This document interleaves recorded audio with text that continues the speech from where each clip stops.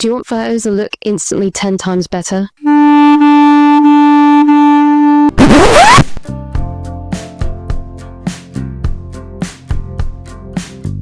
Well, these free composition tricks will change your photography forever with no fancy gear needed. Hi, I'm Jess, and today I'll be sharing with you free composition tips that professional photographers use that you can start using as well to make your photos stand out. So everyone knows the rule of thirds. Imagine your frame split into 9 squares and place your subject in one of them intersecting points for better balance. But here's the twist, you don't always have to put your subject straight in the middle. Sometimes putting them just off the points can create tension and interest. Leading lines guide the viewer's eye through your photo.